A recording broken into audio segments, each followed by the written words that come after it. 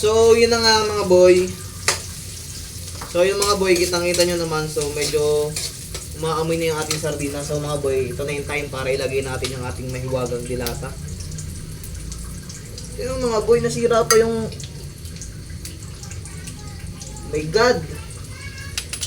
Buti na lang, meron tayong can opener. Uy, nakakaluwag-luwag may can opener. Uy! Talaga naman, kaartihan eh.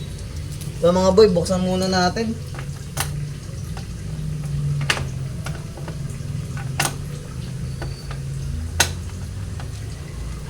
Sobra naman kasi sa kaartihan. Uy! Ano ngayon nyo, film vlogger.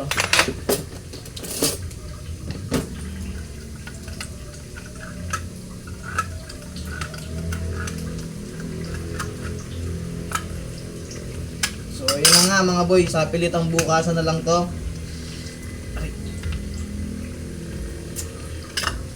Ayaw pa magpapabukas eh. Sardinas na lang ulam eh. So, ayan, tara, gisa na natin.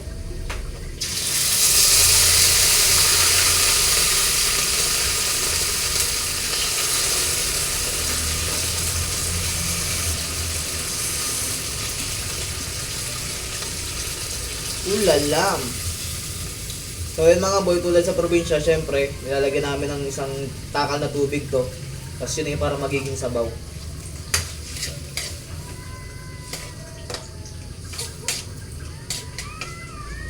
Tapos yun na yun mga boy.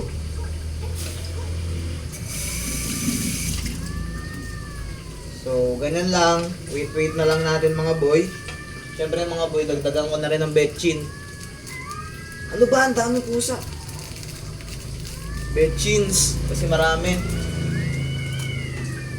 Grabe man yung mga pusa daw eh. So yun mga boy, kadalasan ginagawa ko rin isa pa mga boy. Ayan. Kumukuha ko na itong kalamansi. Para mabawasan yung konting lansa mga boy. Tapos sa aking ipipiga dito.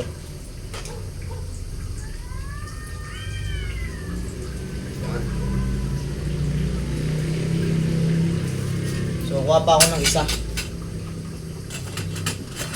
So, isang kalamansi pa. Para maakit lang yung lansa mga boy. Ayan. Pag okay na mga boy, syempre mekos-mekos lang. Sintayin na lang natin kumulo. Pag kumulo na, okay na yun. Okay na ba mga boy? Ayan o. Tignan nyo naman mga boy. Napakaangas, sarap ng ginisang sardinas. So ano pang hinihintay nyo? Luto na rin kayo. Mamaya kakain na tayo, let's go.